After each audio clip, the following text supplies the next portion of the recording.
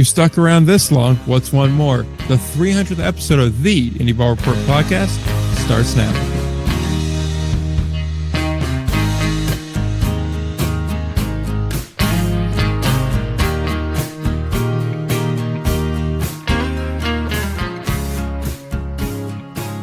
As you may have heard, this is the 300th episode of the Indy Ball Report podcast, and it's only fitting we have the third co-host here. Hi, Ryan. How you doing? Yo, man. How are you? You know, surviving, just like this show is somehow. I am pretty hype to be here for 300. I got to get like a breakdown of, I guess Will was the longest serving host, correct? You guess I wasn't here for 200. And I should get a parade when I pass for the lead. I will make mention of that. If. Big don't. If. I'm running out of people to turn to. I've gotten lucky twice. Oh, and then once was me.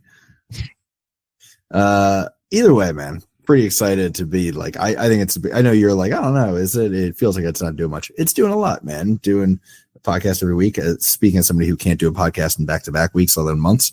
Yeah, man, it's pretty impressive. I'm pretty excited for you, man. Congrats. I appreciate that. Thank you. But also the benefit here is, right, once you start throwing quality control out the window, it gets a lot easier to just consistently do it. Just get your third co-host. Yeah, exactly. See, now you're catching on. Yeah, it's all becoming very clear. The 300 episode is the right time in like a TV show for like the sort of the random backstory on the side character is like, how did he come to be in this friend group? And it's just that they needed one, plus one, and he never left. And that's me. That's me, baby. So, formally speaking, I just did this as a quick look up here. Will officially became the co-host episode number 75. Ooh, wow. He had a good run. So, from 75 until his last one was 220. So it was a 145 episode run. Yes. You officially hopped on. I think it was episode number 232. So closing in a sense. I'm like halfway. Exactly. I'm literally halfway. I'm at like episode 67. He's at 145. That's literally halfway. That's crazy. Well, think of it like this. You're about to shoot into second place. Oh, that's true. So, suck it. Did you name the first? Oh, no. I don't go back that far. In case you're wondering, yeah, it'd be James, who just had a kid. Congrats, James. Well deserved. I love well deserved on a kid. I'm telling him to listen to this one too. Just for that. Gets a shout out in the worst way. He's like, this new podcast to you sucks. Hey, congrats on the sex spot. Dude, that's always when I go with this. Congrats on the sex. Right then, the card. People don't love that, especially at family gatherings. Anyway. Yeah. I will say it is always still fun. Like I still kind of get a kick out of it. I get excited for every one of these episodes because it's still very cool to me because again, when I was just getting into Indy Ball, man, I've said this before. I was like, I wonder if there are any podcasts out there to familiarize me because it was like the start of an mid off season, but I didn't even know where to begin on coverage. And I'm trying to talk about guys in my off base. And I started, I looked for some Indy Ball content, and you were the guys, man. It was, and now I'm here, so it's kind of weird and surreal. I know it's not I'm not on the TV box or nothing, but it's still pretty crazy. I'll have you know we're going to simulcast on public access television, so that's, party on, Wayne. We're about to make it. We're this close away from having the show right next to selling solar powered generators, gold coins, and ED medication. So, does it get better than that? We're basically ACC football at this point. I will do one look for an old tweet of mine because it's practically relevant, and then we will move on from this topic. But back in my days of running the Genome's Twitter account, oh damn, I don't know if we'll find it. Oh well, I tweeted something. Oh, there it is. People are still making fun of our name as if the entire sports world isn't 2 years away from teams being named the CBD Barn insert team name here presented by Manscaped.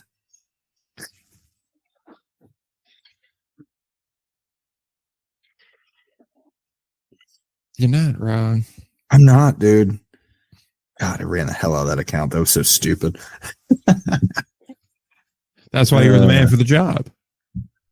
Yeah, until I wasn't, apparently, but that's a different conversation. No need to rehash all that now.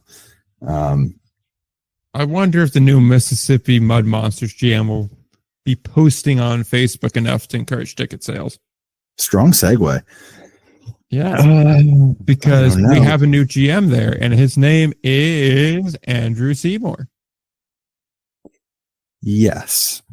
What are your thoughts on Mr. Seymour? So let me go ahead and just quickly hit the resume first, so that way some people got a background, can form their own opinions while we're talking, and then we could tell them what to think. Which isn't that all media nowadays? We don't want free thinkers. I want a hive mind, damn it. So that way when I start selling ED medication and gold coins, you buy it up using my discount code. Anyway, where are we at? Us. So Andrew Seymour's resume. He spent the past 6 years with the Palm Beach Cardinals of the Florida State League, same role there. Previously to that, he spent time with the Vancouver Canadians and the Fort Myers Miracle in similar roles, I believe, vice president. He has 1 year of Indy Ball experience as the vice president of the Grand Prairie Airhogs. That was in 2010. He is a 3-time MILB Executive of the Year. And I do have some information on the Grand Prairie season, if you'd like that, as well as attendance numbers for this past season for the Palm Beach Cardinals. Go for it. If I recall, I think Palm Beach is a very complicated ballpark situation because they split with Houston. Okay, because the Palm Beach Cardinals were the 3rd worst attendance in MILB. I used Baseball Cube for that. How was Houston, by the way? I'm sorry to interrupt, but how was the Astros affiliate? I don't know. I didn't look that up. Okay, sorry. I'll look that up while you're doing this. My bad. Okay. Got excited. They averaged 707 people per game, and total attendance was also bottom 5. So not great. That was across all of the affiliated minor leagues. I would imagine if we included Indy Ball, they would be slightly higher because, I mean, we see some of those numbers, but they still would not be beating the bottom 10. Florida does tend to have bad weather. Florida State League tends to have bad attendance based on weather. Yes. But still bottom 3 in the Florida State. Yeah. Let's see. When you're doing notably worse than your peers, that is a little bit concerning. Now, I don't know what the whole situation is there, and you say it's complicated, so I'll take your word on that. But it is something that was a little eyebrow raising. So I was naturally curious here. What do you do in 2010 in Grand Prairie? Because that is a tough market. And as we all know, they, I think it's safe to say, never really had their footing. There was a couple of years where it was okay, but there's a reason why they folded. We'll put it like that. So in 2010, which is the furthest back you can go on the American Association website, by the way, for that, and it's power through point streak, they averaged 2,707 per game. That was going to for 6th of the 11 teams, and they were the last on the split. So as we know for attendance here, and I'm sure there's a handful of individuals that are listening that want to put their head through drywall right now because we're talking attendance, but you're invested now, buddy. As we know, a lot of times with the attendance, it's split between like these teams are really good and these teams are really bad, but they're fairly closely bunched together. This being still the St. Paul Saints era, they're leaps and bounds ahead of everybody else, to be expected. But Grand Prairie was on the good side of that line. They were the last team there, but they were very much there as they were clear of the next team by 800 per game. So that's a notable amount. They also were 5th in total attendance, drawing just a shade under 125,000 per. They were clear the next best team by about 2,500. So a little bit close here, but still on the right side of the line. And in case you're wondering if they had a good team or not that year, it was fine. 9 games under 500 did not make the postseason. And then I had to check this for me personally because I've said, well, the weather kind of sucks in Grand Prairie. That's always been a holdback. It's hot in Texas in the summer. It's not really great. And maybe that's part of the reason you didn't do great attendance in Florida this year. Like you said, weather's always kind of suspect. Obviously, there you got to deal with a little bit more rain than you do in Texas. But the weather really wasn't that much different than now. They were averaging around 90 to 88 degrees most nights for first pitch. So, and then it would drop into low 80s, high to mid 70s once the sun went down. So pretty typical baseball weather, once the sun went in. But prior to that, pretty typical Texan weather for most start games. So frankly, I think that's pretty impressive given the struggles that Grand Prairie had to draw that kind of number, especially in 2010. Yeah. I'll point back to the 2024 results with Palm Beach. Okay. It looks like they split their ballpark with the Jupiter Hammerheads, who were the second worst attendance. So that's, I guess, something. I mean, if you look at it combined, they had pretty good attendance, but they also had twice as many games. So whatever. I don't know what to make of that. My main thing is it doesn't feel like a track record of success, which is concerning for a new minor league team and a guy who barely has any indie ball experience going to a new team to be the general manager. It's all the things we've already hashed before that are concerning. I will say this. When I was asking around, because I didn't really know anything about this guy prior to him being hired, all the people I asked that seemed to know him seemed to give a positive review. And I will say, at least exploring the Twitter page they had and doing my usual internet sleuthing, it seems like he was out in the community a decent bit. The Florida State League is touch and go, so I will give him that. Yes, that's a weird market. Yeah, and I will say, looking back on the Grand Prairie season, I understand that's 15 years ago by the time he's going to take this position. So a lot's changed, both, in the game, in the world in general, economically, how you run things in this industry now. It's a very different world than it was in 2010, really the point. But that's a difficult market, and he did a lot with it. So I will give him a lot of credit there. I'm kind of on the fence about it. I don't know how much I really put stock into MILB awards. I figure with them, like with most awards that are handed out by leagues and larger organizations, not independent third parties, there's a lot of politicking going on there. Not to say the third parties are that much better, but there's, I think, at least in my opinion, a little bit of a more unbiased result. But it's hard for me to have too much of an opinion. I do think working in Florida for a long time and Texas for a while gives you a somewhat similar base to work off of culturally in that market. I do wonder how he's going to make that transition going back into indie ball, especially into a market that for the past, 20 plus years has had affiliated ball. So I think that's going to be a curious transition to manage. But I don't really have too much else to say other than that. I think it's an interesting fit, and I'll be curious to see how it plays out. Yeah.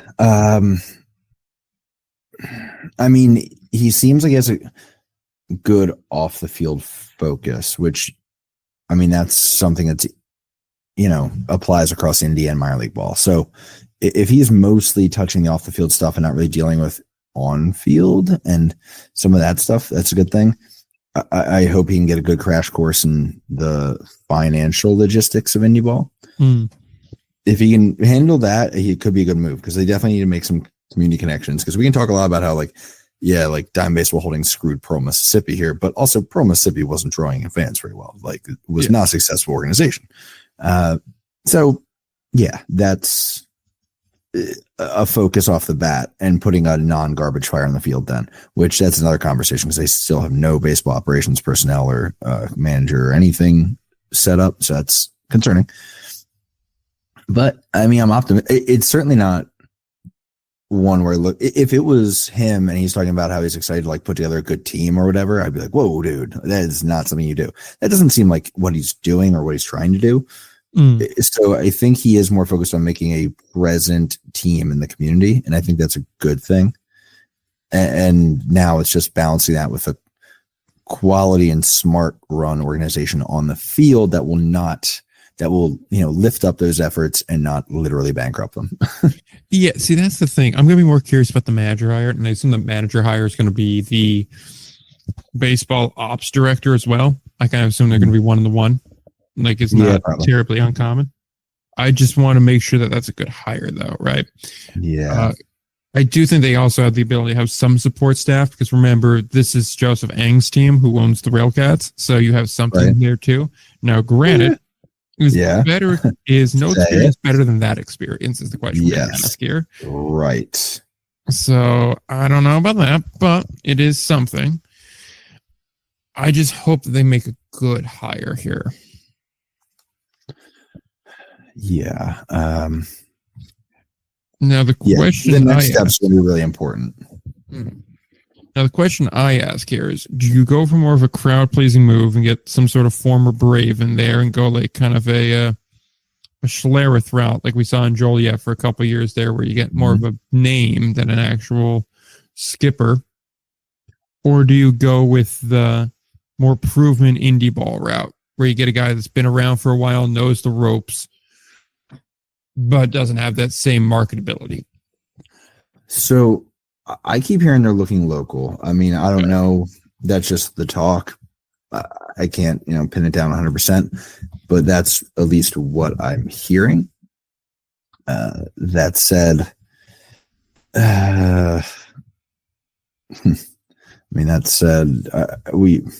we've had some guys we thought might be the local connection there that are not.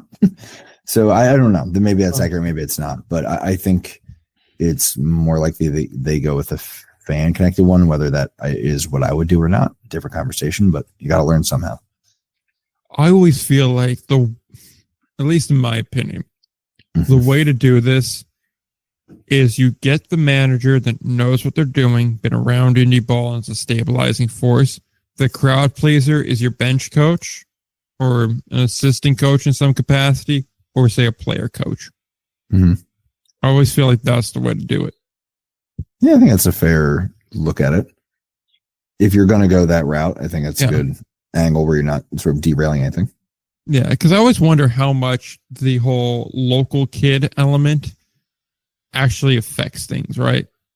Yeah, it affects. You got to be already in the know a certain amount for that to affect something, and at that point, it's like what customers are you winning over, and how many are there? So that's where I always hesitate a little bit, and I think a lot of clubs overvalue that, and they're like, "This is a big deal for us," and then they announce it, and they're all excited, and the reaction's like, "Okay, yeah." Cool. See, except for a few people are like, "Yeah." That's the thing. I always feel like the thing. Like the name is always good for getting people in for that initial one, right?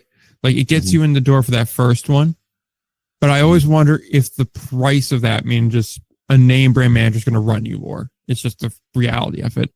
So is that price worth it? Are you going to make that much up in the gate from getting that one off in there? Or are you better off taking that money, spending it elsewhere, whether that's on the field or off the field, to make a better experience for people? So that way when they come in, you get the word of mouth spread. That's a tough one. I don't know. And maybe it depends on the market. I still think that's the thing. I still think when in doubt, go with the people who are just the best at giving you the best opportunity to be successful. Like I really do think a lot of it is not shooting yourself in the foot. It's we kind of talked about it with TJ White last week. Like it's putting a guy in a position where like he can lift you up, but he's certainly just not going to get in your way. He's not going to embarrass you. This seems like they're making a community effort. Like that seems to be their focus, right? With this GM hire. So whoever they bring in should be somebody who allows, the bottom line should be, in my opinion, allows for, that focus to be going on in the front office. They'll handle the baseball side and not run over budget and not have to have intervention and help all the time, and just let the people who need to focus on the community. And that's honestly what we talked about with Lexington too. And I think that's sort of a similar situation here. I know that wasn't the most direct answer to your question at all, but that's the only answer I really have. I mean, I definitely see it though. The only other point I really have to add, and it's not necessarily on topic, but it's that I think with baseball in particular, it's not necessarily a game where the hometown thing plays as much as it would say in like either basketball or football, where the name means more. Like, for example, right, if you were to have a minor league basketball team in Lexington, if you get a former Wildcat in there, that's going to mean a lot more because it's just more popular than baseball is. If you're putting a minor league football team in, say, Birmingham, Alabama, if you get a former Crimson Tide or War Eagle in there, then it means a little bit more because you have that connection there. With baseball, I don't think there's any market in particular that's that diehard about it, where it's going to make much of a difference. And the ones where it is, I think it's less like, oh, he was a great player in the minor leagues here or in high school or amateur ball here. It's going to be more of a major league focus, right? And that's when it's going to get expensive, when you're getting former major leaguers in there. And even then, unless they were truly a beloved presence, I don't really think it's moving the needle that much. Yeah, I will say with few exceptions, it does tend to be only something the diehards would notice, and the diehards better be customers that you think you can get anyway without having to bring in a major staff member to build around in order to get them. Your real focus, it needs to be the casuals, because you cannot just survive on the diehards. And I think, it can become too much of a focus on that. And all of a sudden it's, you've been around, you've maybe had some mediocre first impressions, and you're realizing maybe you invested in the wrong people at the wrong time to start. I mean, we've seen countless guys brought in who are supposed to be like the big local connection, and it just doesn't find any traction, I mean, I'll even say like Brandon Phillips in Lexington was the kind of guy where like a lot of people would call in being like, hey, is Brandon playing? Is he on the roster tonight? Is he whatever? But that said, even then attendance was trash. So, So when you say, no, he's not, or we don't know yet, they're not going to hike out for that. Right. But even when they did, it did significantly increase the attendance on the average, but also the average was far lower than it needed to be for that team to be successful. Like, it did help people out. And I mean, that was a whole other thing. Like Brandon was a good thing for them, but that was probably the best example I've seen of somebody who could draw in fans. And even with the fans they drew, it was like, probably shouldn't have just banked on that being the thing. Like you probably need that and more community involvement, whatever else. So I think it's a lot, man. You really have to go with a full sort of assault to get in people's way, essentially, in a way where they have no choice but to come check it out. And I think that very few, and the problem is that is a big effort task, and it takes a lot of organized effort from an organization that has not done something before. It comes back to really when you're just starting out, best people available. Best people available, 100%. Lay the groundwork here, but Andrew Seymour, GM in Mississippi. We will see how that develops. To summarize, generally optimistic about that, by the way. We'll switch gears to the other new team here, and we've talked about TJ White joining the Down East staff last week. And Ryan, what'd you say last week about the staff? I believe I said it was a great call for no other reason than he's solid and it won't embarrass you. And I pointed to the fact that Gastonia had Reggie Harris year one, and it was a complete debacle. I was like, you just have to avoid having a situation like that. Good. So if I were to go ahead and take the clip and drop it in here at some point, it would be like a seamless transition to their new pitching coach. Yep. Fantastic. Down East has hired Reggie Harris as their new pitching coach, by the way. Simply unreal. Former Major League pitcher, first round draft pick at the time. Coached in Southern Maryland, Sussex, Chicago, Gastonia, Staten Island and Lake Country in the same year. That's not a red flag. Yep. He went in all these places over the course of 11 years. With Gastonia being the only place he stayed more than one. Which is shocking. So, everyone else left around him, and then everyone was like, oh, maybe he's the problem.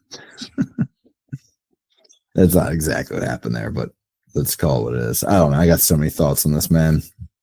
Yeah, I was going to say, so rest in peace to those bird dog arms. Oh, man. Don't be afraid to say no. If you're injured, handle your injury yourself, boys. I'm telling you. So what you're saying is no means no? Dude, Down East fumbled that so bad. Yeah. It's disappointing. I was so optimistic last week, Here's the thing, like the Wellman one, I was very unsure about, very inexperienced in this thing. You never know what to make of that. Then they brought in TJ, and it's like, okay, we're getting smarter now. I like this a lot. And then they go ahead and they get a guy that historically has had issues managing the guys and has historically not really produced results. Nope. And like, frankly, has been sort of a left a bad mark on like a league. Like, really, the stories that came out of his time in Gastonia. I mean, I was literally covering the way the pitchers were being used between him and Goose at the time. Since that time, I mean, look, I know Brady's done a lot, but also like Goose is still in Gastonia, and there has not been similar issues. So it feels like it wasn't necessarily Goose's fault entirely. I mean, he was somewhat involved, but if the pitching coach is saying the guy's good to go, you're figuring he's good to go. Yeah, there's a lot of issues that were going on there. It's not just like, oh, I don't like his work, or like, oh, I don't know that he's not my type of guy. There was literally, guys being told that they weren't good to go by a trainer, allegedly, and then next thing you know, that guy's getting warm in the pen. And you're like, what are we doing out here? So, yeah, I think this was a terrible move, but whatever. I don't say that very often. By the way. It undermines the confidence that a player will have in an organization, right? Like, you're starting off on the wrong foot. If I'm a pitcher, I ain't going there. I mean, why would you? Why are you going to risk your arm? If I have a choice, if you are of the correct roster restriction and you have a choice, go to the Pioneer League before you go to Down East. I'll tell you that much. Probably make more money and leave with a healthier arm. It's disappointing. It really is to see that. I mean, maybe he's gotten better, but I just have a hard time believing that. I mean, the way he was bouncing around last year, I mean, I've heard like, oh, well, it's just because he was in demand and there was a role that needed to be filled. And I'm like, yeah, okay. You don't see coaches move from team to team the same year when things are going well. That's all. You can attribute any reason you want to it, but. And the thing I'm getting concerned about is Frontier is going to have largely either older guys that are more desperate because they're going to be hanging on, or they're going to have younger guys. Both groups are not really keen on saying no because they don't want to risk their shot. True.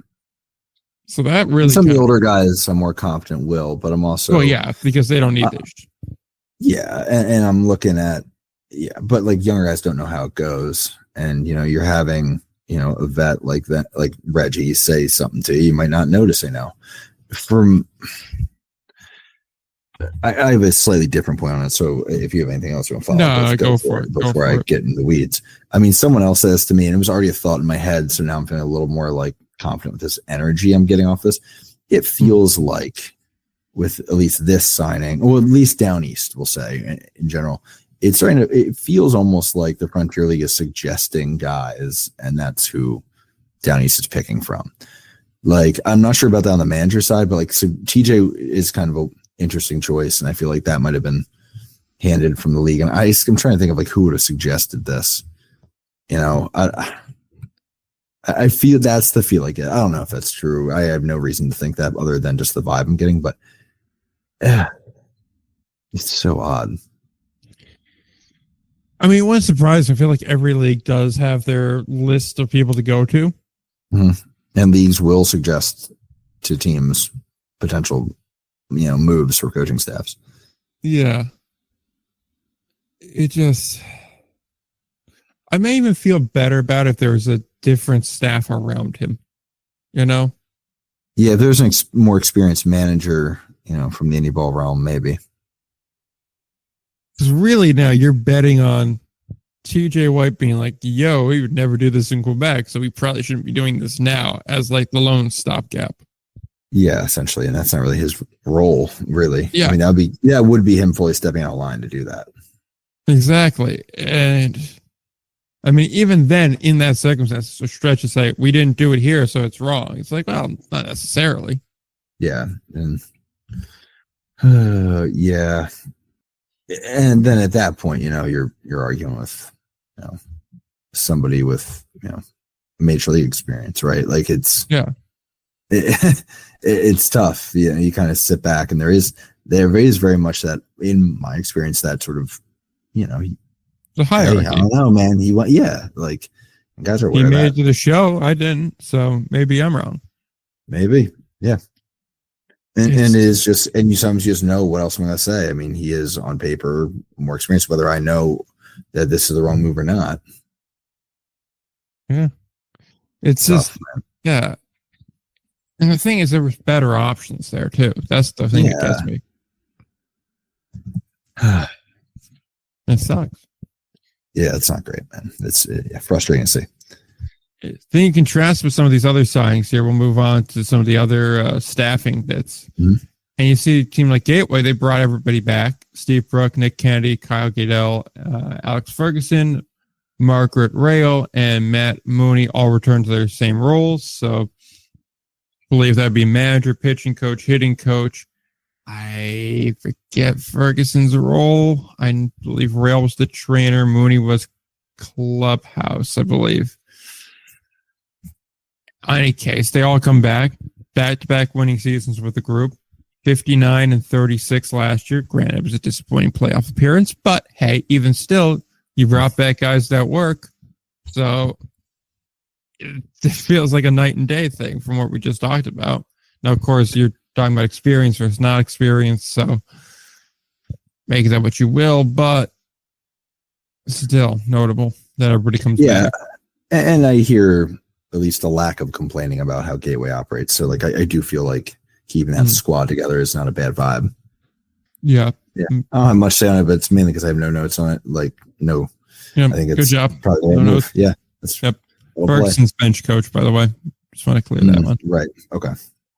Flipping over to a couple other leagues, we have Long Island announcing their 2025 coaching staff. Lou Ford returns as a manager. Same thing with Bobby Blevins as a pitching coach. They add Billy Hort as the pitching coach, friend of the show. And yeah, that's your staff. Those three. Thoughts? Yeah, what do you think? Billy Horn going from Cleburne, which I thought was a good thing. It seemed like people were getting along down there. We're going to talk about Cleburne making some other changes later on in the show, but sure. I think it was also just a very crowded staff down there.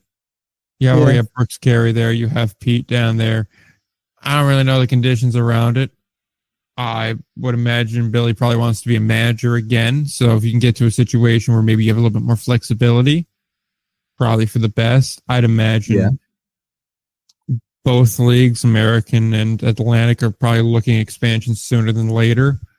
So maybe you feel like you have a better shot in this league. Maybe you just prefer the way it operates. I mean, he was the manager in Charleston for a couple of years there, and he was on the Ducks staff in 2017. So it does kind of lead that way.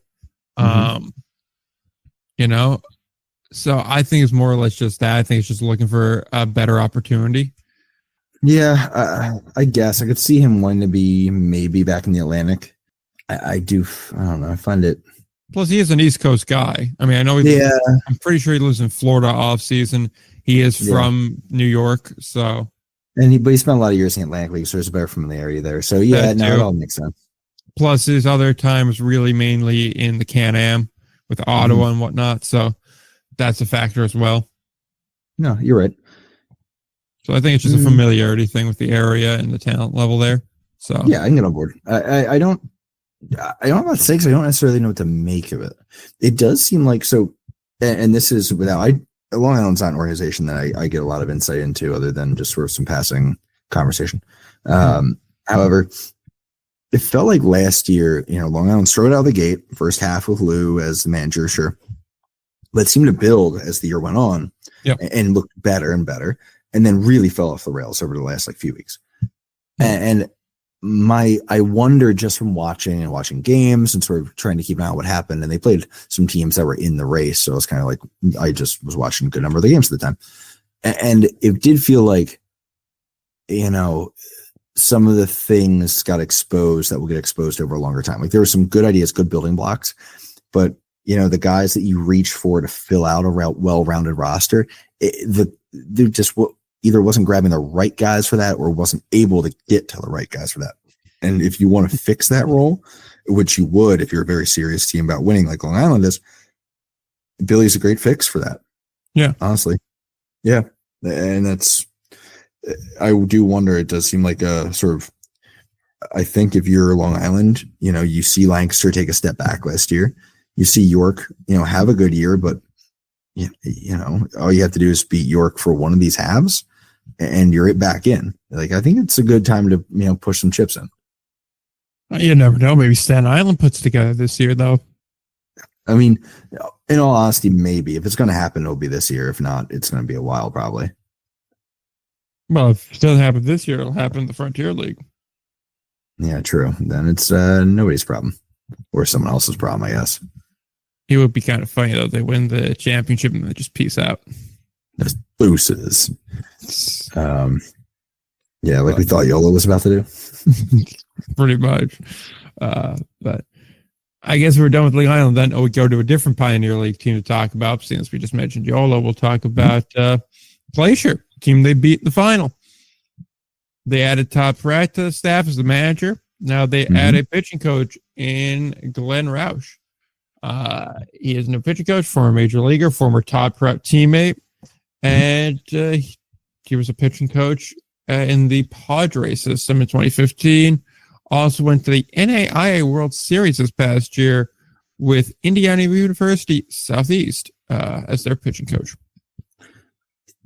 Yeah, I mean, obviously the level is much different, but I will say NAIA sometimes has some similarities to Indy Ball, the way they're sort of. I was going to say, NAIA has a lot of talent in this Indy Ball world. Yeah, and, in the same way, you kind of have to gather people who may have thought they go D1, D2, now you're grabbing NAIA, which is quality ball, but people are unaware of it. Yeah, it's very much the same battle Indy Ball is facing. So it's interesting from a recruiting pitching standpoint. That said, it is a different ball game, but I am tempted to trust it. It seems like a good ad to me, especially, another one of those Pioneer League assistant coaches that come through, and there's sort of now a track record of those guys soon becoming managers elsewhere in other leagues. So, I think it's not a bad idea, at least. Yeah, it kind of has a little Nippo flair to it, just with the former teammate thing. Yeah. But regardless of that, because everybody kind of does that. Yeah, and you want someone you're comfortable with, first year with this team. It's kind of nice to have that. Oh, absolutely. So, I'm not really going to deduct points for that, is what it is. I think it's fine. I do think working with younger guys is a little bit of a plus, which is something he's definitely done before. Yes. The lack of overall experience is a little bit of a question mark, but even still, I don't really have too many hard feelings on it. Essentially associate coach role, I think it's fine. Yeah, I feel like he's a good option. I'm not sure I would say he's the best option, but if you ask me who the best option is, I'm not sure I could come up with a name. So for this particular role in Pioneer League, I'm like, yeah, man, seems like a good move. Yeah, exactly. I have no real comments or concerns about it. No, not at all. So on that note, we just have one last piece of news before we get to the American Association review, and that is Cleburne has a new GM. Kay Goodell has been named the GM of the Cleburne Railroaders. a Coastal Carolina grad in 2017, was the assistant GM last year, was in Rocky Mount before that, and has some AAA experience. Overall, seems largely new to this kind of position. I think that's a little bit of a safe statement to say. I will be open here. It was kind of hard to find anything on her. So that was a bit of a struggle. So maybe I'm off a little bit, but yeah, your GM. Yeah. It is a lot of trust to put on a young person. Mm-hmm. We've had this conversation recently, and that makes me nervous. It's a lot that you have to handle. And yeah, there is experience there, but every GM position is different. And we talked about that recently, so I'm not going to rehash it fully, but it does make me at least the slightest bit nervous about that and how it could go. Plus, it does feel like Cleburne rotates through a lot. Yeah, right? Yeah. Ownership groups, managers, front office staff. I wonder what's up with that. That I don't know that I know enough to comment on at this time, but it is definitely something that has also gotten my attention. Yeah, that's the biggest thing for me. Like, I'm not going to knock young people for getting roles. We advocate for that a lot. Mm-hmm. So I'm not going to suddenly be like, no, not in this case.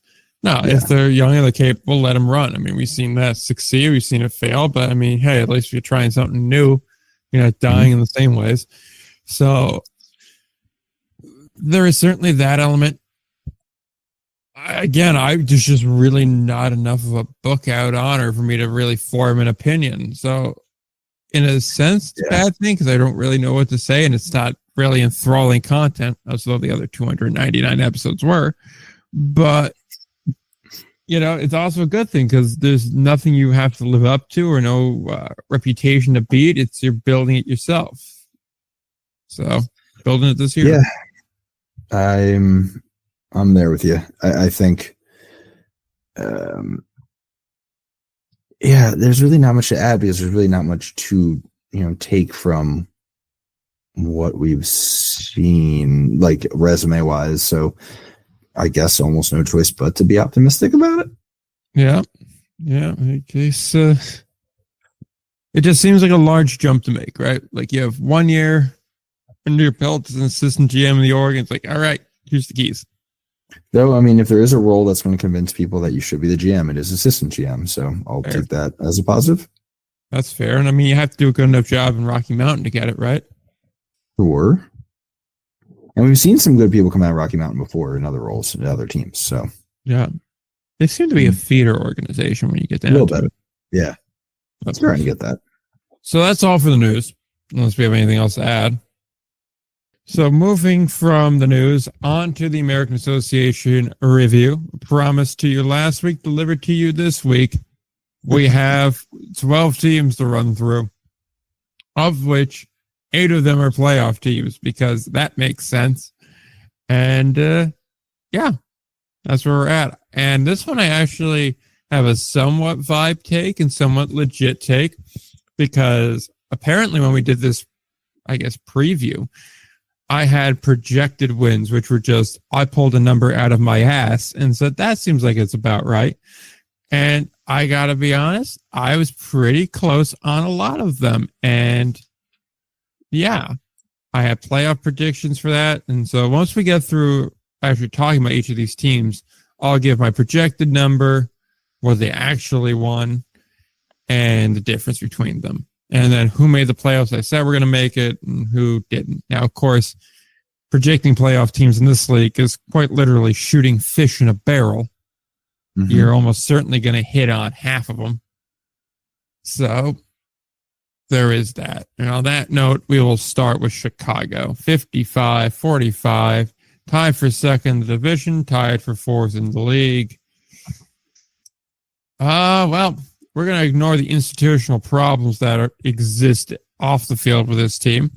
On the field, it seems like a pretty solid roster. I was expecting a rebuilding year. I was expecting chaos and havoc to reign free, and it did not. In fact, it was a very solid year. I mean, you're 10 games over 500. How can that not be good?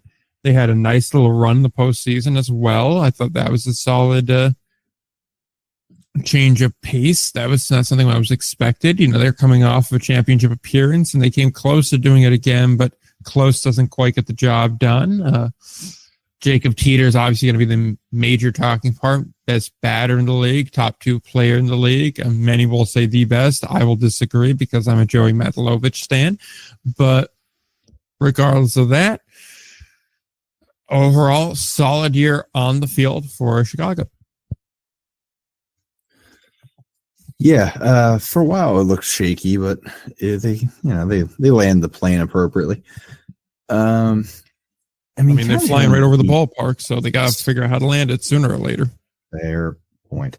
Yeah, I mean, Teeter, Bell, Crook, they kind of stood out offensively. Other than that, it wasn't really an overwhelming offense. I mean, Del Sandro did hit 300 as a catcher, but that's a really good year, honestly, 769 OPS. But, it wasn't necessarily like overpowering with names, but they continue to get it done, which they did enough. Like, that's kind of what it is, right? They did enough. They know that they understood the playoff format. They made the most of it.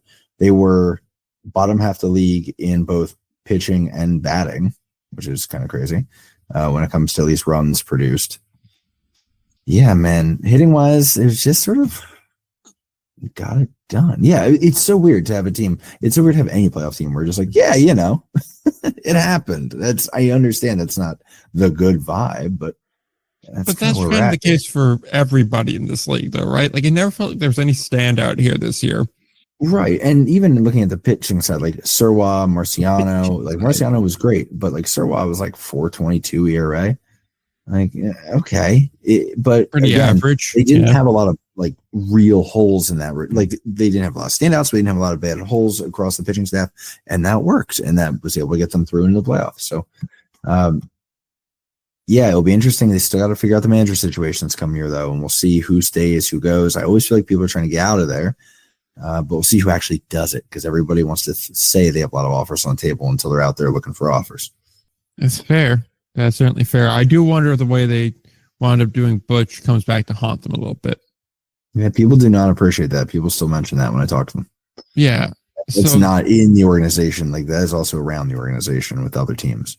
Exactly. There's enough bad vibes around there that's going to hurt you trying to get a qualified candidate or an experienced candidate. And that's something you're going to need to.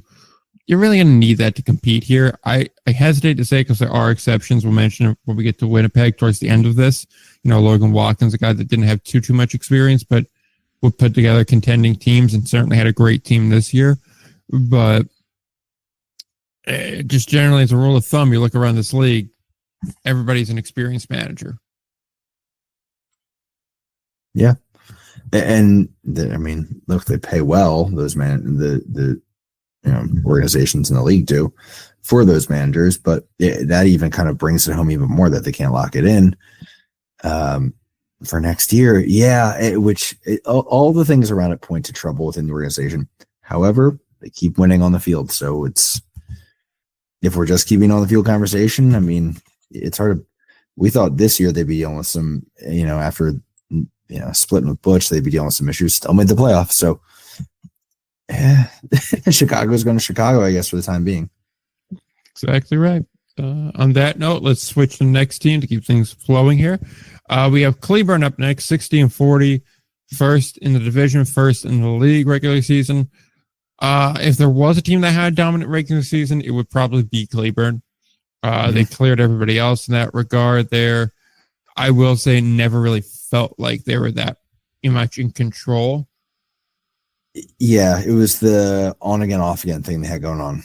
Right? Exactly. We talked about a few times, say like have a bad week, a great week, bad week, great week, and you're kind of like, okay, who are you?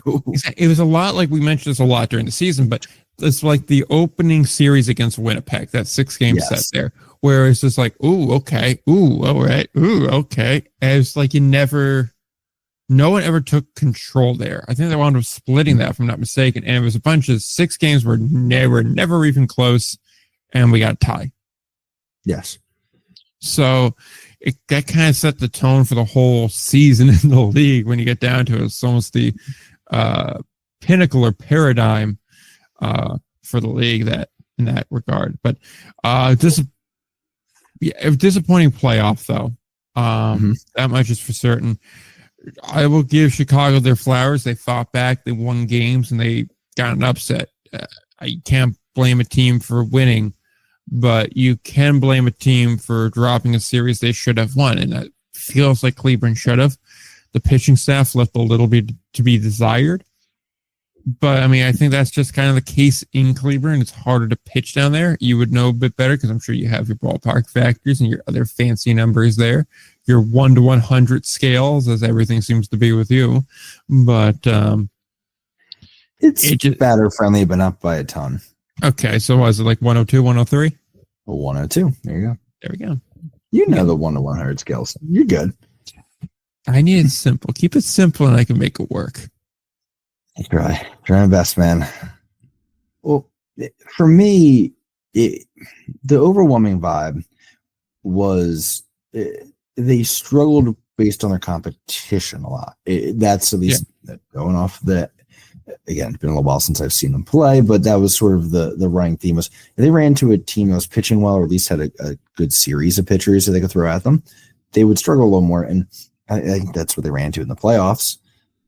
They had the best offense in the league. They had a below average, last third of the league pitching staff. And I think that is just kind of what we saw. The pitching staff wasn't good enough to get through a bad day for the offense. And that would bite them for several games at a time. I mean, as we said, just that first series, a good microcosm of how it went. Absolutely murdered the ball for a few games and dominated. And then they lost 2-1 or something, like a couple days in a row, 2-0.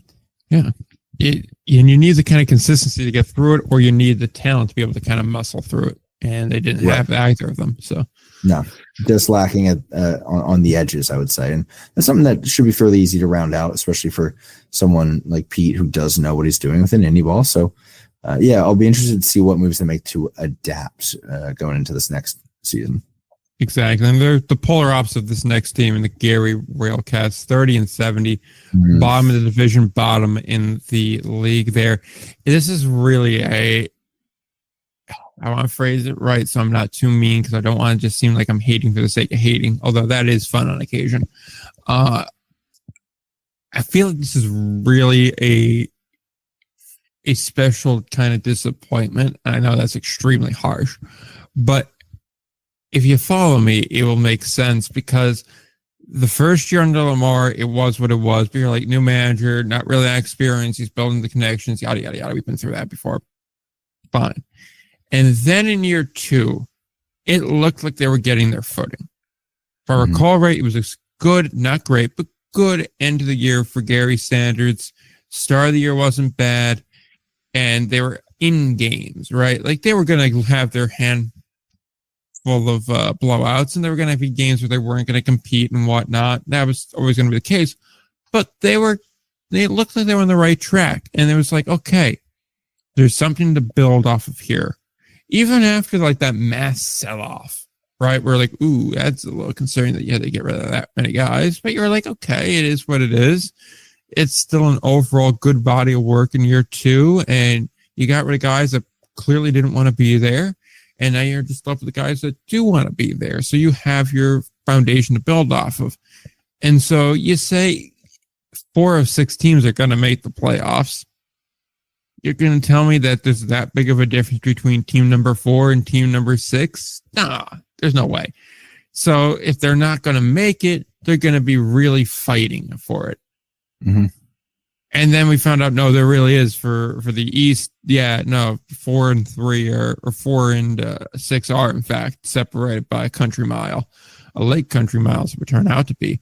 But even still, that makes it just a total train wreck. I mean, what can we point to here that you're like, yeah, that's good? Like, there's a couple of players. I think Gio Diaz is really one of them, where it's like he seems like a really good guy in the room, and he seems like there's some potential there. There's a couple others that are smothered in there, but I mean, 3 guys makes not a ball club. And it brings us back to, you have that kind of regression. You never really saw much needle movement there. We look at a common denominator here, and that common denominator is the manager that we've said in the past, like, hey, maybe shouldn't be your manager. And not to say he can't be a good manager in the future, but it just doesn't look like it's going to be in Gary. And it feels like when you look back on this season, it's just such a disappointment, regardless of the fact they set a franchise record for most losses and a league record for most walks in a game, which are, I don't even know what adjective to use to describe it, but not particularly good, we'll call it. Mm-hmm. That pales just because there was some hope going into this season, and it just never really worked itself out. Hey, I agree. I don't have too much to add to that other than, I only had one guy on the offensive side, Miguel Angel Sierra, as top third of the league in offense. I only had one pitcher on the other side of the ball in the top third pitching wise in the league, Josh Smith. Who's very good, though. Yeah, very good. Yes. Has to do a lot. Yes. Yeah. Nate Alexander had a good year too. Let's not breeze over that. That's on me. But it is one of those situations like Cleveland. I'm like, okay, you got to retool a little bit, but you should be okay. Chicago's even got the pieces, even if they're kind of a mess off the field, to sort of just pick up where they left off, make a charge. Gary, it's a teardown. I am not exaggerating. Yeah, when I'm like, there's nothing redeeming. And that's not to say there's no good players. I'm saying by the time you can make it worth those players' while, it is likely they will be aging out of this league a little bit or starting to eat up veteran spots. I'm not sure that they're necessarily, it's a gamble to say they're going to be worth that at the time, that they're going to be worth using a veteran spot on. So it might as well just see what you can get for them, get them to a better situation, and then kind of try to figure it out from there. Yeah. And you look at how many transactions they have throughout the year, and I understand there are some visa issues here, but again, I'm not really giving you too much credit when you walk into the season knowing and then there's guys like Rodriguez where it's like, oh, that was a good stretch, and it's like, oh God, it cratered. Mm-hmm. And that's Rincon, I think, was kind of in a similar boat there too. And then you look at the pitching, and I will say part of the reason we're focusing on, or at least I'm fixating on Gary, is just they're a fascinating case to me. You got guys that should be better. Ty Tiedemann's a case too, where it's just a Ty Tiedemann truther, man. There's a lot of moments where you're all right. It's I've tended to say you're not a starter, but I'm also I don't think you're a bullpen dude either. But you're better than this though, because I've seen you be better than this. I'm interested in basically anybody who shows flashes of things, having, I'd rather see a guy.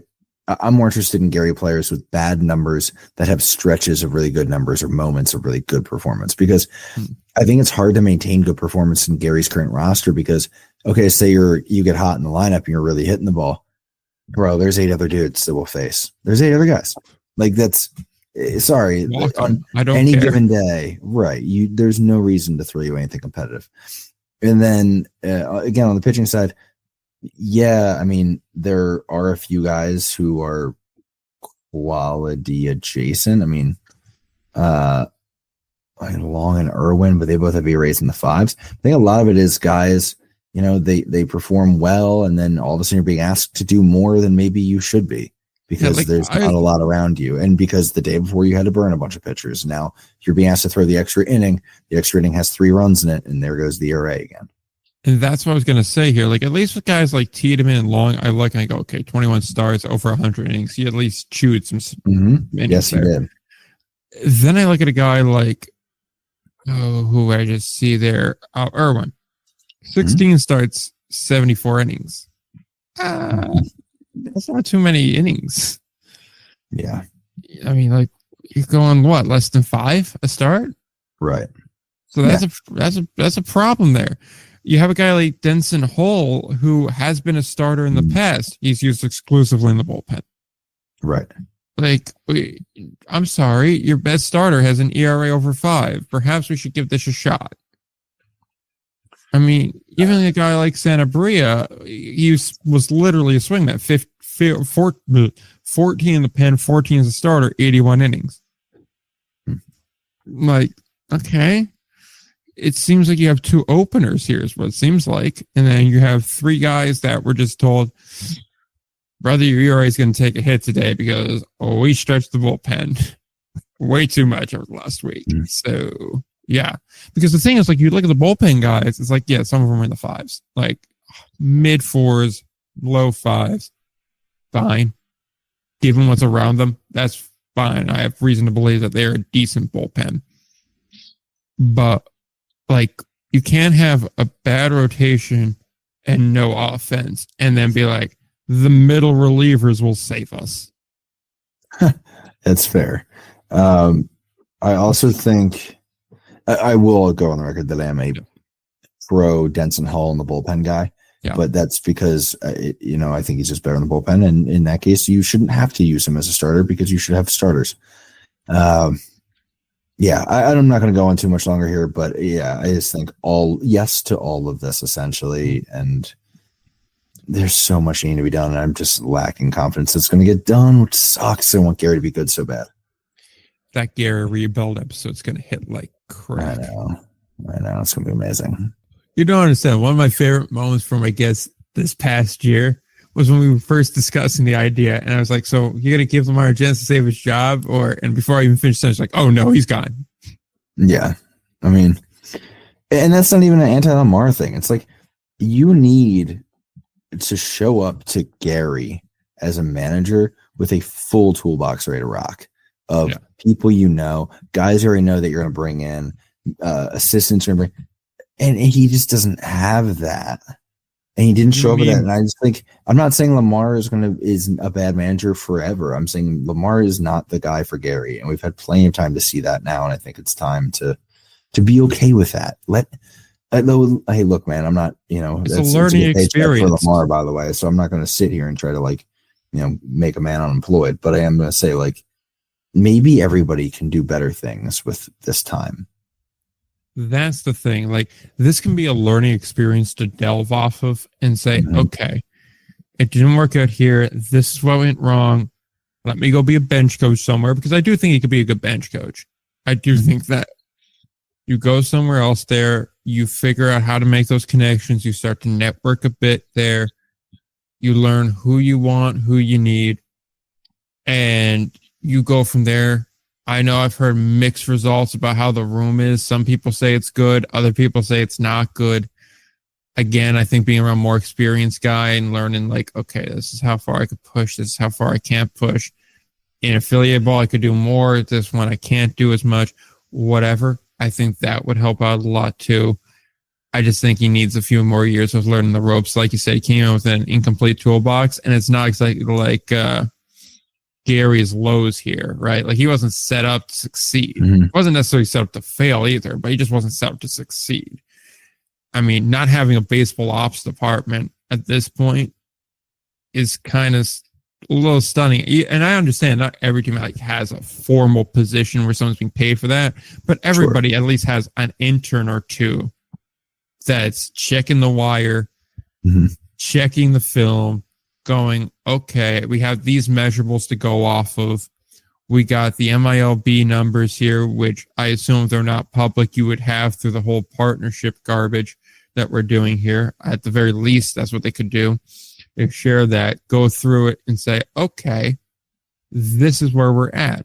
Or at the bare minimum, be able to look through pitch charts from the minors and go, every time he throws a fastball up and in, it tends to go 400 feet over the right field fence. And then just go, if you throw anything that's in the upper third of the zone, I will cut you tomorrow. It's all in the bottom, and it's going to be breaking pitches, because that's when you're getting swings and misses. And it's going to help everybody. It's going to be good for the team. It's going to be good for you. Get ready to learn knuckleball, son. Welcome to the school of knuckles. The true school of hard knocks. Oh my God. Let's go on a cake. Hard knocks, am I right? So the Cougars are 55 and 45 last year. Tied for second in the East, fourth in the league. Mirrored Chicago, as you probably could guess there. quite literally the perfect postseason. They won a championship. Great for them. George Samus brings them to the promised land. A well-balanced team, I would say, but a very quietly strong team, right? Yeah. They quietly went about their business. I don't think they ever were ranked above 4 or 5 in the poll either. I don't think so.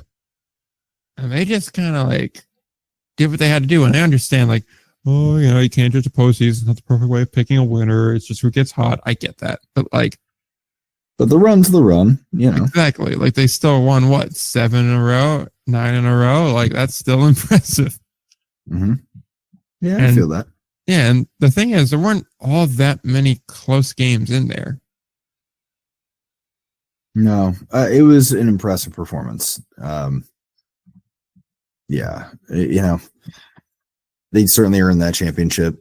I don't have any complaints about it. I mean, it is just, again, the part of it is, you got hot at the right time. The playoffs are crazy, but they're also a very good team. So, and they have Cornelius Randolph, one of the best names in Indy Ball, and one of the best players too. Spent a lot of time in Reading. I mean, from the King County perspective, pitching was serviceable, hitting was impressive. That'll work. You win. But as opposed to what Cleveland had going on, their pitching was enough to hold out when their offense was a little sluggish, and their offense, was able to compete and didn't go cold at the wrong time. Yeah, I mean, that's the thing too. They had enough talent there at the depth for the starter position here. Maul was good for a large chunk of the year, although he didn't throw too many innings. 14 starts, 83 innings. Not the best, but still got the job done. Summer, kind of the same boat. He was good for about 5 innings, 99 innings, 19 starts.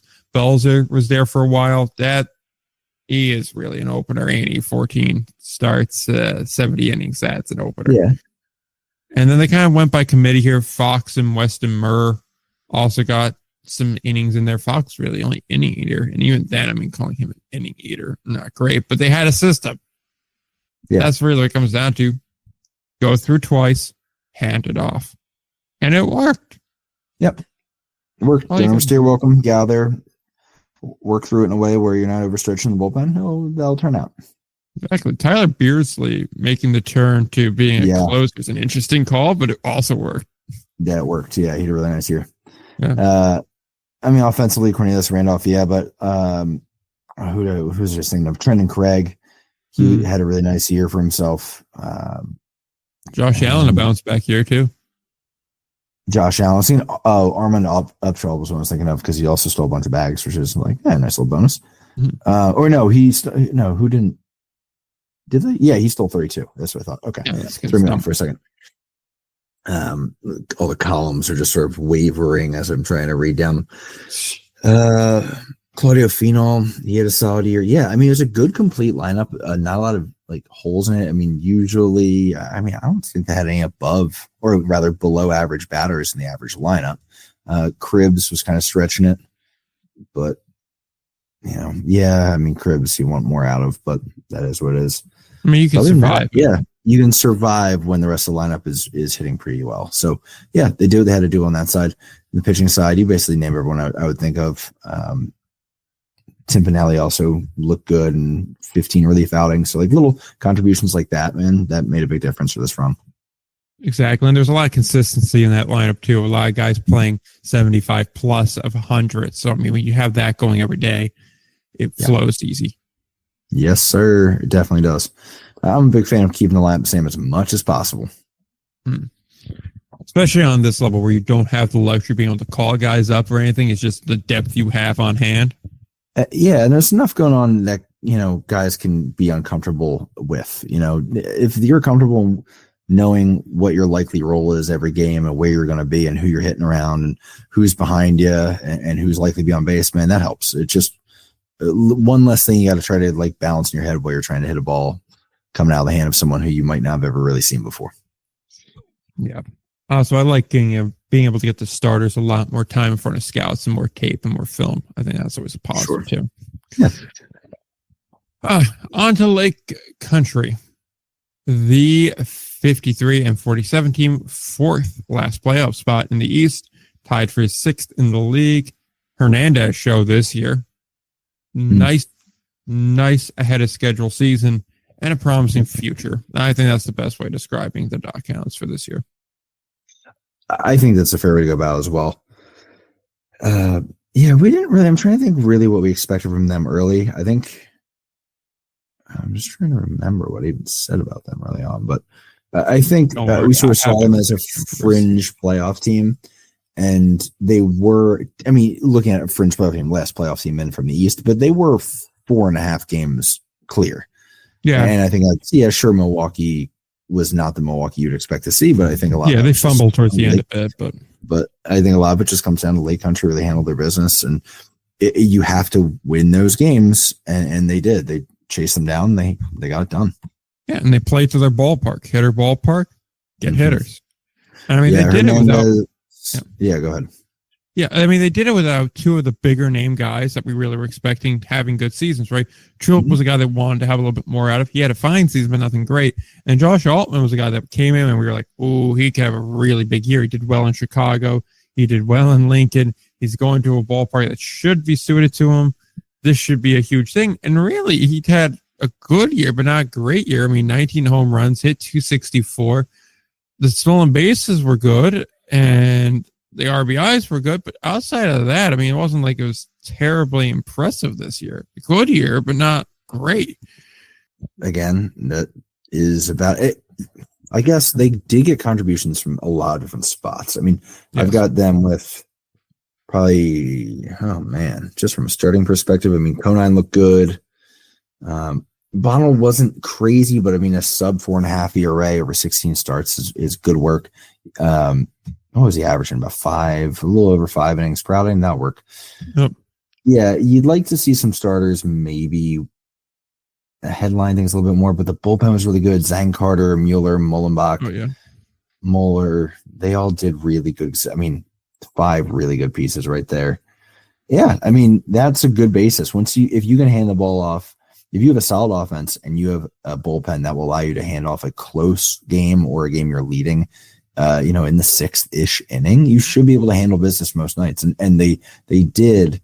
They limited. I think a big key is just limiting the number of like weird collapse games like that when it comes to you want to win that last playoff spot. And you got to hope that another team that's a fringy team is going to have some issues with that sort of collapse. And I think that's what we saw in Milwaukee. They found a lot of different ways to lose, and Lake Country found a lot of ways just to not lose. Absolutely. And that's the thing about Lake Country too, is they were ahead of schedule on this. I don't think we were expecting them to be a playoff team this year. Competitive, but so I think they took a step in the right direction. Let's see who comes back, who goes elsewhere, and what they look like going into 25. But overall, I think this is about as great of a success as you could reasonably expect from them this year. Yeah, I agree. And yeah, I mean, it's kind of not accurate, if I'm honest. I remember them, Milwaukee, finding a lot of weird ways to lose, and Lake Country not. They're pretty much even across the board when it came to late innings. Looking at it, I'm just looking at things that jump out, especially between like Lake Country and Milwaukee. I mean, Lake Country was really good, really good when they scored first. It was 32-12, which is one of the top records in the league for that.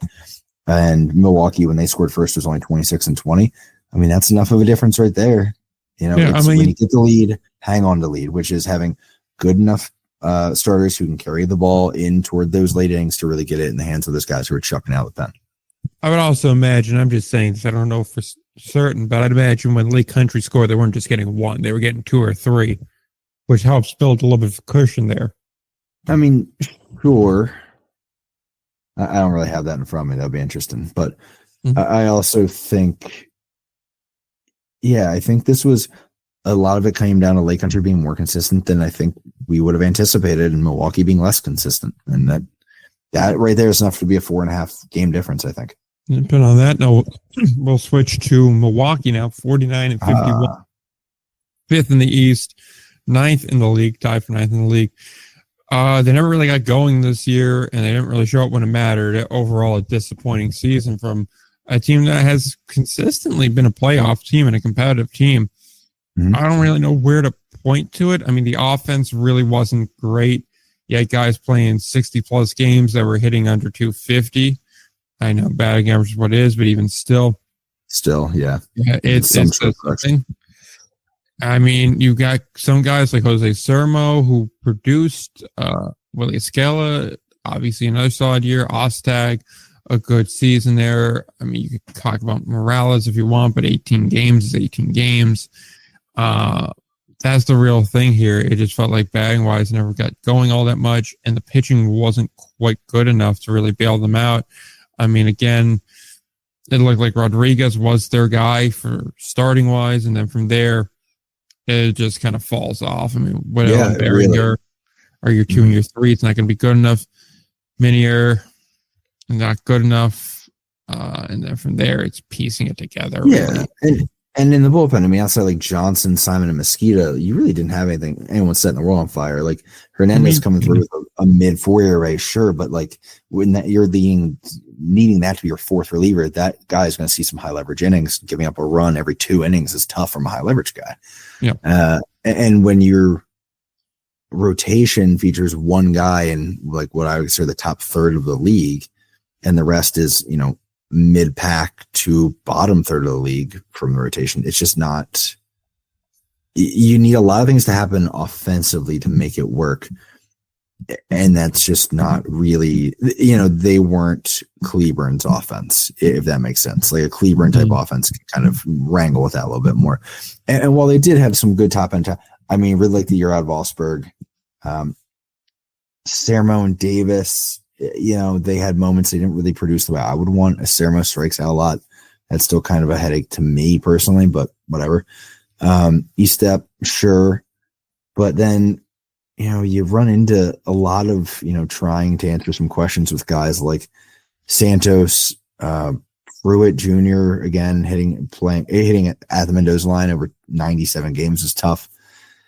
Just not a lot of depth to it. And when you need a really full, complete offense to come to the table to bail out that pitching staff, or you need a really deep, complete pitching staff to sort of help back up the offense that's going to struggle day to day. They just did neither. They chose neither option, and that's doomed for disaster in this league. It's too competitive, and there's too many good teams. I'll take advantage of it. I also think Rodrigo Benoit taking a step back hurt them a lot, and Victor Capio not showing up also hurt them. That's going to really affect the back end of your bullpen if you're betting on them producing. Yeah, I agree. Lake Country and Milwaukee did split their games, so it's not like it was that dominant when they were head-to-head, but I do think that Lake Country's better handling business when it came down to it. Beating Gary 10 times when Milwaukee, dropped 2 extra games to Gary, things like that. Those are free wins you're letting go by the wayside. Free real estate, buddy. Free real estate in standings. It's like the Glenn Clary, Glenn Ross leads. Yes. Coffee is for teams that can beat Gary. All right. That's it for the East. We got to look to the West now. We have 6 teams left to get through. So we're doing pretty good time-wise. But the Fargo Moorhead Redhawks, 53-47, third in their division, tied for 6th in the league. They didn't seem to have the same fire as in past years. It feels a little stale in there, So I'm not sure what's contributing to that, but that was the general sense I got from them. I was expecting a little bit more. I was pulling up my list of. I can keep going. Guys like Alcantara had a good year, and it feels like a lot of their top contributors, at least on offense, they played partial seasons. Chu, 57 games. Hallquist, 34 games. Olin, 28 games. Dylan Thomas, 37 games. Fernandez, 53 games. I mean, that's not really going to be enough. You only show up half the year, and then the other guys are playing every day. I mean, a guy like Drew Ward underperformed for what he normally does. Sam Dexter, the Twitterless captain, Sam Dexter, might I add, didn't really show up in the field or in the batter's box. In the field, he was good, but I'm sure in the room he was good, but on the field didn't really produce. Valdez didn't really show up. Brookshaw didn't really show up. This is all from the plate, mind you. Kona Quigley, not really that guy. They floated through a bunch of different guys and didn't really get results there. And so the offense kind of is going to, make pitching easier. And then when you look at the pitching staff, the stars were solid, I would say. Tyler Grauer, good year. Davis Feldman, good year. Limited action, but good year. Also Grauer, not too many innings. I liked a little bit more. You got the full Niall Ball experience, which is, get some Ks, you'll get some really good starts where you're like, man, why isn't he signed? And then you'll get the starts where you're like, that's why. Yeah. And I mean, Davis ate some innings for them there. He did fine there. Rodriguez did fine there. I mean, like the rotation wasn't the issue. We'll put it like that. The problem is DeBoer took a step back. Garrett Alexander wasn't quite that guy. And the rest of the bullpen was just kind of piecing it together. Yeah, I could never put my finger on what felt wrong about this team. And maybe it was not having a centerpiece to it. You know, Alcantara is, but I guess without a lot of a routine, like regular supporting cast, like I said, like Fernandez, but he was catching and only played about half the year. Olin was barely there. It felt like he was kind of hung out, and maybe that's what I'm catching.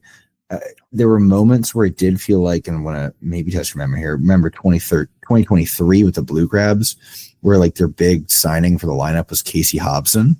And we were like, we like Casey. But like, is that your centerpiece? He's not a centerpiece of a lineup. That's not. He's not a 3-4 to do something. He's like not a 5-6 hole.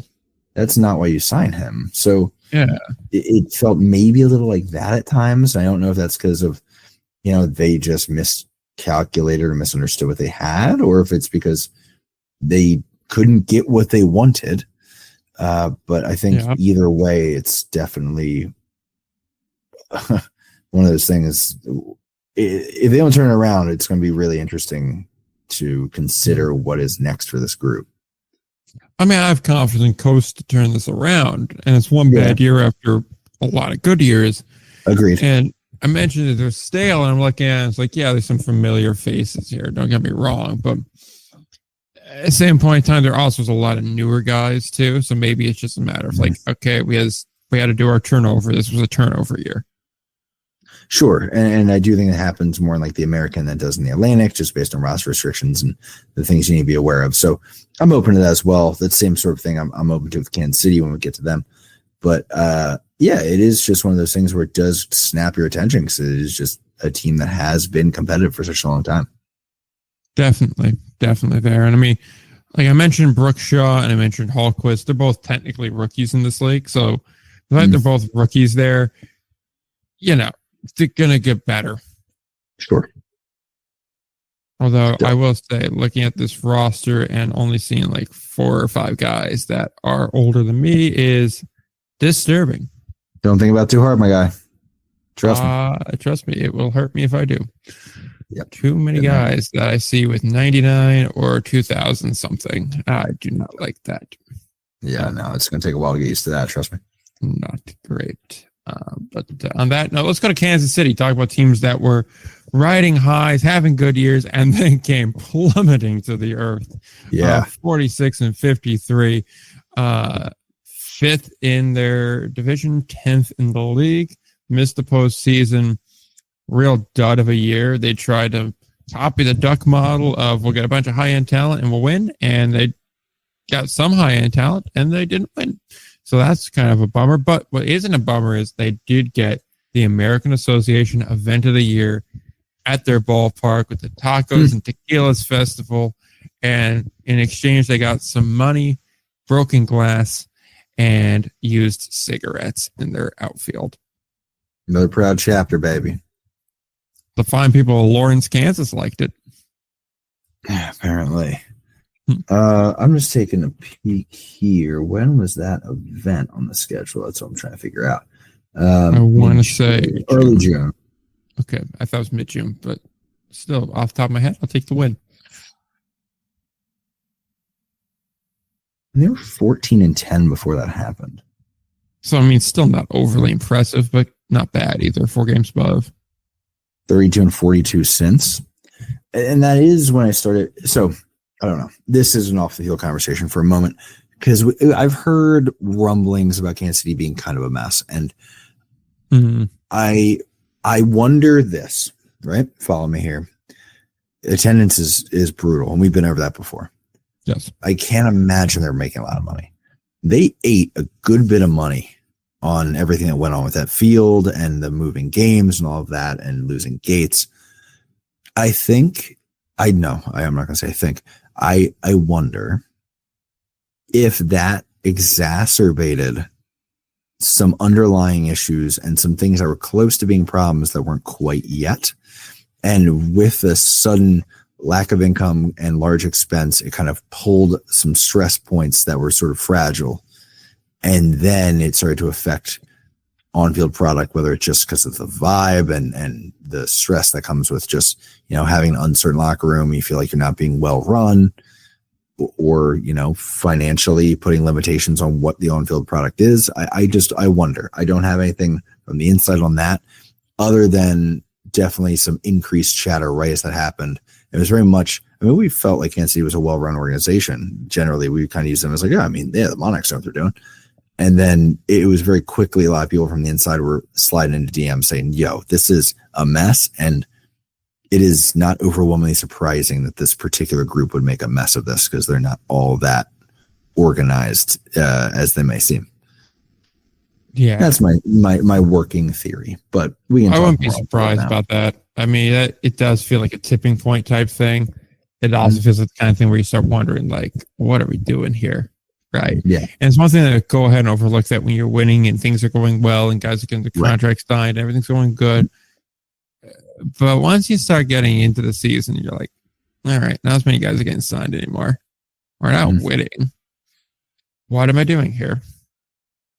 And that's when you start to ask that question. I mean, like, look at the results from this year, right? And like Bissonnette had a good year. And was it Ross Adolph had a good year too? That's about it. Tostado also had a really good year too. But Tostado and Gilliam were the two that stuck out, but Gilliam was only there for a third of the year. Yeah, and that's what I'm saying. Everybody else is like 21 games, 31 games, 28 games, 16 games, 24 games. Like, I guess you could say Travis Swaggerty also. Yeah, I like him. I mean, there may be something there, but 27. Yeah, I agree. We'll see how he does in the second year. Yeah, I mean, like, Iser seemed to be solid behind the plate for a catcher, but it just feels like Jim Brown when he was there was also really good, but yes, but when he was there, exactly. And then the bullpen, I mean, outside of really Garcia and to a certain degree Keys and Tellier in the bullpen, I'm not seeing too many other guys here. It was just an incomplete effort. It was an incomplete roster. It felt like it never really came together the entire time. And you look for Kansas City to take big swings and make big signings, and it just never happened. You were always ready. It's like, is this the push? They win a couple games in a row. You take 2 or 3 from a good opponent, and you're like, all right, here we go. Like, let's see. And then it just wasn't there. And I think it was just a lot. We mentioned it before. It could just be a quick rebuild year, which you do need occasionally. But yeah, it did not feel like the Monarchs team that we're familiar with. And it was a really weird thing with, as we just said, Fargo, who had the same sort of vibe where we're like, this is not what we expected at all. Yeah. I mean, like, the question I really have before we go on to Lincoln is, we thought they were more of a Long Island Duck type team, maintain success with big names, and they get production. They have a great manager and the whole nine. Is it more of a Lexington type thing where you come out swinging after a rebrand, or in Lexington's case, come into the league, you get some big name guys, you come out swinging, you win a championship, have some success, and then see, the success on the field isn't lining up in the books. Time to make a change. Yeah, start dealing with the financial realities a little bit. I think it's possible. I wonder. We're hearing from a lot of teams right around this point that, hey, finances are starting to build up. Workers' comp is starting to build up. The spending that we did initially with the assumption that we would have, larger income around the corner, it has not been met by that larger income around the corner. What does this look like now? Exactly. And is that rebrand working for them? It got them good press, but if it gets good press nationally but not locally, then what good is it? Yeah, or even just good recognition locally that people know. I've said it before, always feels confusing. You already have the Negro League Museum in Kansas City. putting Kansas City Monarchs out there leaves a little lack of clarity about what exactly it is when you're in that particular town. That's just my opinion. Especially coming off of are they going to stay? Are they not going to stay? Oh, they are going to stay, but they're going to rebrand. Not total rebrand. They just refreshed the logo. No, it's a complete rebrand now. Yeah, there was all that. Yeah, so that's a little unhelpful. Yeah, does not help the clarity of the brand. Exactly. One thing that is clear is that Lincoln is up next, and they were 38-62 this past season, 6th in the division, 11th in the league. They can thank God for Gary. No depth. They need some love from above because they're a broke ass team. Mm-hmm. Don't just, if you bring in a Pioneer League coach, do not just bring in a bunch of their players. Yeah.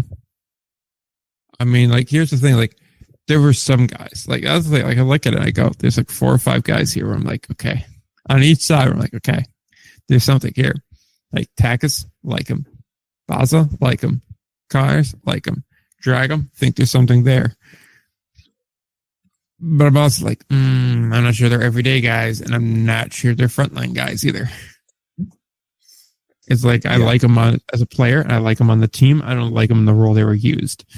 And like, we got David Kubiak at home. Dave Kubiak, great year for him in the bullpen. That was a bright spot there. Pace was solid as a starter. Zaz was solid in the bullpen. Sparks was fine in the bullpen. There's a lot of guys here that were still in the bullpen. Now, pretty much the rest of the pitching staff wasn't what you'd like. I mean, Aries and Keenan were, I guess, if they were your 3 and your 4 instead of your 2 and your 3, I'd be a lot happier with that. The Patel experiment didn't quite work. You didn't get the same repeat experiences from certain guys too. So, there is something there. I also wonder why a reliever that had an ERA of 8 was in there for 39 games. Mm-hmm. That's a question I very much have. But yeah, like, I don't think it's hopeless. I think Brett Jody made the best with the resources available. It's just, he needs some more resources to do more work with here. Because I do think there is the bones of a good team here. Mm-hmm. It's just, they need like 1 or 2 guys on each side to really be able to contend. Yeah, there are enough good pieces here to do something. However, you need to have something to sort of attach those pieces to, and those are a couple core guys. And they just don't have that. You can't lean on, Takix or Baeza for that. In my opinion, they're not quite those guys.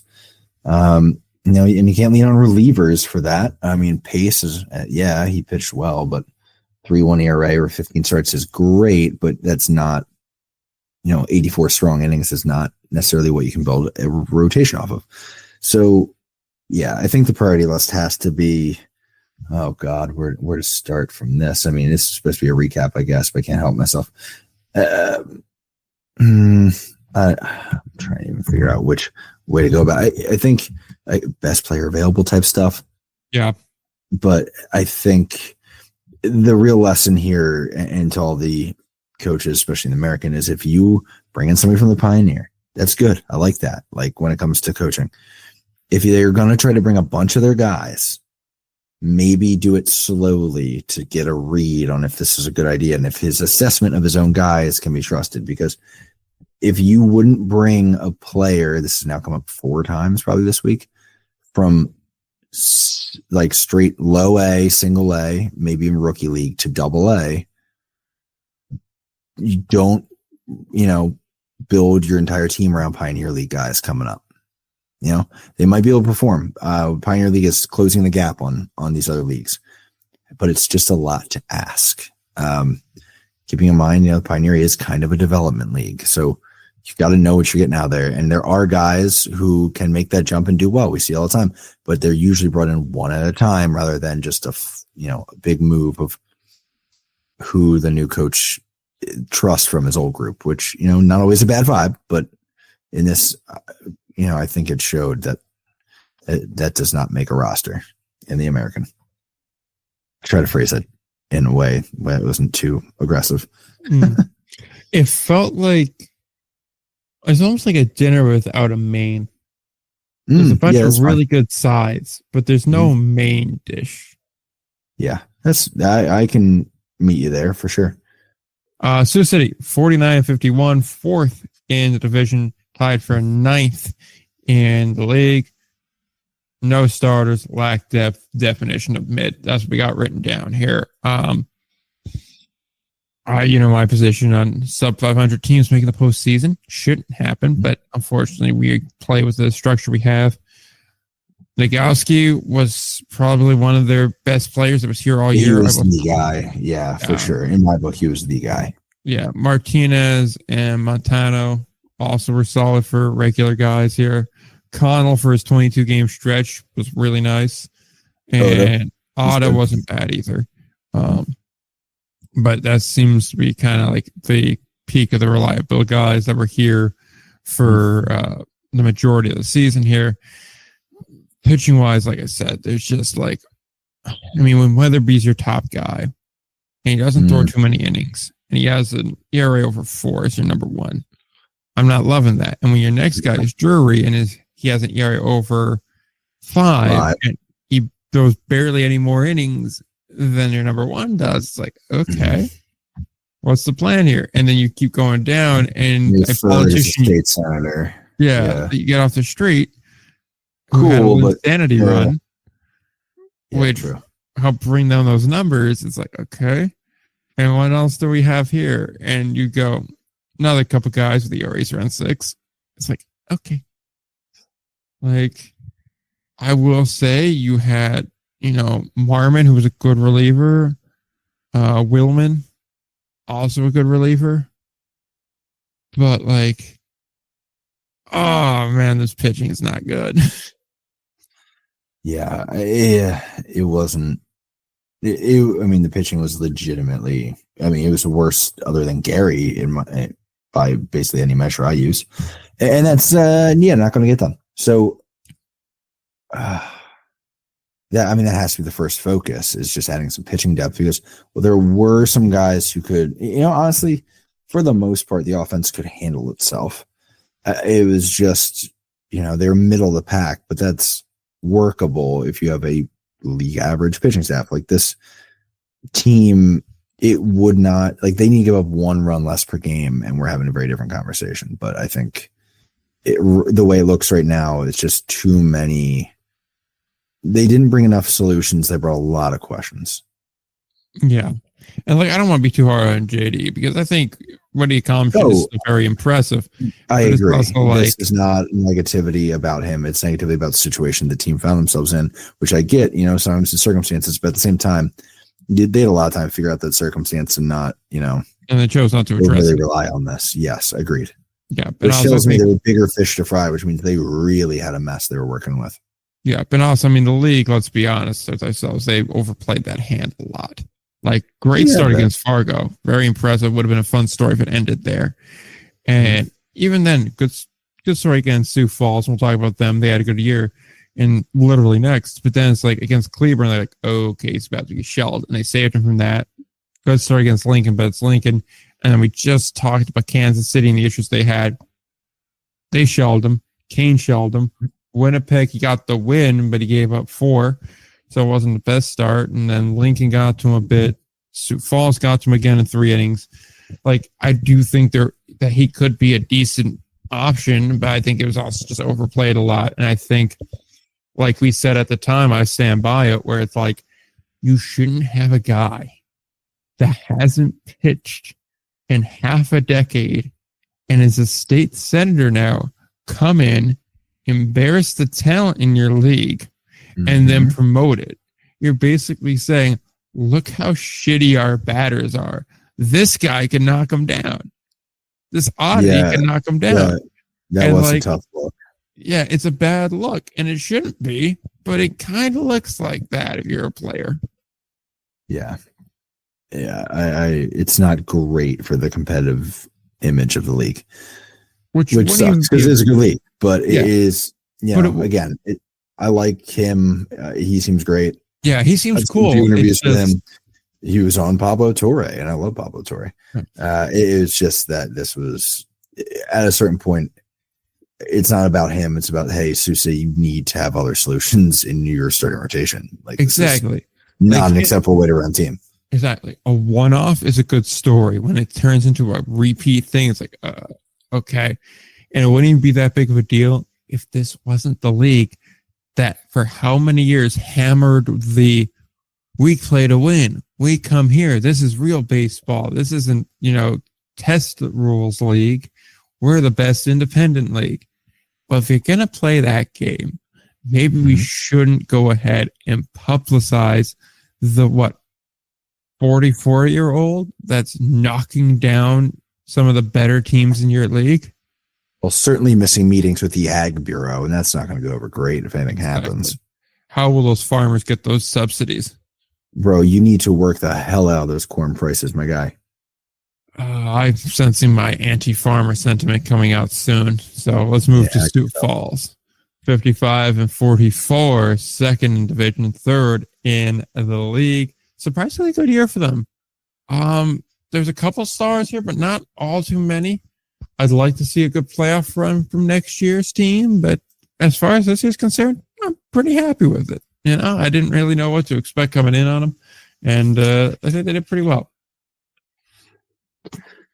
I'm Josh Rewald. Yeah. He's one of the guys I kind of pointed out. Hart had a good year, although didn't play the full way, only 65. Hunter Clannon, solid year from him too. Part of what I'm struggling with them is a little bit of kind of what I have with Lake Country, where it's certainly they performed well. Certainly they met some expectations. However, second in the division is really something for Sioux Falls. However, how much of it is Fargo underachieving, Kansas City underachieving? So that's where I try to temper my excitement about it a little bit. But missing winning the division by a game is huge for Sioux Falls. Getting a home series to start is big. So this is a very positive result, very positive for the offense. For the team. I was going to say that, it was sort of not the makeup you expect to see, where the pitching was really impressive and the offense was less impressive. That was in my head there. Yeah. Colbreth obviously really handled his business out there in the rotation. Really, the whole rotation was good. Really, yeah. Brown, Miller. Yeah, you're right about that. Yeah, and they threw innings too. Lang kind of got in there for about half his outings too. Yeah. And then you got like Hasty and Bean, a couple of those guys that can kind of help round things out when you get to the pen. Yeah, man, it was a well-built pitching staff. I don't know what to make of the lineup situation. I don't know if you have any thoughts there. It felt like Josh is going to handle this, and Hart's going to handle this, and Clinton's going to handle this, and Mount's hopefully going to get on base. And if that doesn't happen, well, maybe Achenbach can get a home run. Jabari Henry's also still here hitting bombs. It really feels like we're going to hope the pitching staff keeps this to like a 3 or 4 run game. And we're going to hope that we're going to get 2 home runs and there's going to be people on base when we hit them. That feels like the strategy here. I agree. And betting on a guy coming from the frontier to the American is a really bold choice. I like Josh, but to an extent, I would say. But 23 is a solid number. I agree. I would just say for what maybe they were needing from him because of what the rest of this lineup looked like, that's a little tough. So from Raywalt, that's a little bit. It's a 948 OPS. He was the best player on the team, 23 home runs. But I do think maybe fifth in the league for home runs too. What do you complain about? That's not really the issue. Let's be honest here. The issue is the fact that they had 6 real hitters in this lineup at best. So I'll back off Josh. That was a stupid take, but I just think, I think when it comes down to it, it's Raywalt, Hart, Clannon, and then you're right, Achenbach, Henry, Mount, and then 3 guys who were just in the bottom third of the league, and that's not a lineup that's going to consistently handle business for you. Yeah, especially when you're going to be dealing with teams coming into your ballpark and hitting usually pretty well. Yeah, that's the problem, right? You have good pitching, right? But good pitching, say it's only giving up a few runs a game, but add another run or two when you're at home because of the environment. All of a sudden, that is more of a challenge for an offense built like this. Yes, that's the problem. Is you can't concede the bottom third of your lineup to be an out. You can't concede a full innings worth of outs and expect to win a game. Like, that tells me you have 6 innings to get runs. That's not really going to cut it here. Or even worse, you have something going and then it's like, okay, well, now the rally's about to die. Although I will say Hunter Clannon led the league in triples, which is a fun fact. No, I do like a good triple fun fact, actually. Yeah. Even more fun, Sosa in Chicago only played 59 games. He had 6. Clannon had 7. So had he played the full season, it's reasonable to expect that he would have led the league and possibly touched 10. Yeah. Well, how about all that? Yeah. I think it's just kind of a fun fact. I find it pretty neat. Neat? Oh. I'm just trying to think what else I really noticed with Sioux Falls this year. I hope it's something they can build off of. I am worried about a backslide with them, especially because I think, Fargo might be making a charge and Kansas City makes a push. All of a sudden, they could be in some trouble. So, and, there's some other teams that are up and coming in the league. So, their footing, I would not say is solid. So I would just say this, though. You assume Lincoln's not going to make that dramatic push, right? And then it's, can you be better than Sioux City? And I think that answer is yes. So you're like, yeah, they won't be second, but like they could still be top 4. And with the way the playoff system works here, it's not like you need to be that great. If you can get good enough pitching, you probably can get through the first round. And realistically, that might be a good enough year. Right. I think a lot of it is I get nervous anytime it's like one unexpected injury or signing away from being like, oh, like we're fighting at the cut line of the playoffs here. Fair enough. And that's where like just getting a little bit more insurance where you're not relying on just 3 serious bats at the top of the lineup. And, no notes in the pitching, but, just trying to keep that all together, honestly. Yeah. I mean, you're also talking to somebody that also is on the team of like, you can't win without pitching, but you won't go anywhere with only pitching. Yeah, fair. Right. Like, I mean, we had that discussion plenty of times this year where I'm like, I'd rather have a great batting team than a great pitching team because you can't win a 0-0 game. Yeah. Not the perfect logic, but I do see what you're saying. I do think it checks out more often than not in Indy Ball. Being a Met fan has made me conditioned to going, I don't want good pitching anymore. I want people that can hit. I'm tired of watching a 180 hitter in the 4-hole. Yeah. Yeah, that's also fair. Yeah. We have one team. And we're not saying they need studs to fill that lineup, by the way. We're saying just some situational hitters should get it done. 1 or 2 other guys. Like you can afford 1 or 2 weak spots in here. And like 6 good hitters should be able to get the job done, but you can't have 3 black holes. Right. We're not telling you that you need to go find a new home run leader. We're just saying guys who can keep the lineup moving, get your guys up with people on base, which is what they're going to struggle with if they continue to have basically 3 outs just tucked within their lineup. Exactly. Let's go to Winnipeg. Let's do this. 56-43, first in division, second in the league. Similar to Cleburne in the sense of it never really felt like they were dominant, but on paper they really were one of the top teams. This is one of the best pitching staffs in Indy Ball. Just when you look at it, is a dominant group, and you hope to see a repeat of that in 2025. Batting wise, I'm looking at him and like Dason Cruz, phenomenal year. He's living up to it, and I love to see that. And I hope he gets an opportunity in affiliate ball because he's earning it. Miles Symington, really solid year. Enriquez, really good year. Emery, great year from a catcher. Max Murphy, good bounce back year. All it took was us, giving some takes about him early in the year to get him going. Right. Yeah. Ramasco, another good year. Or a good year as well on this team. McMurphy, not bad.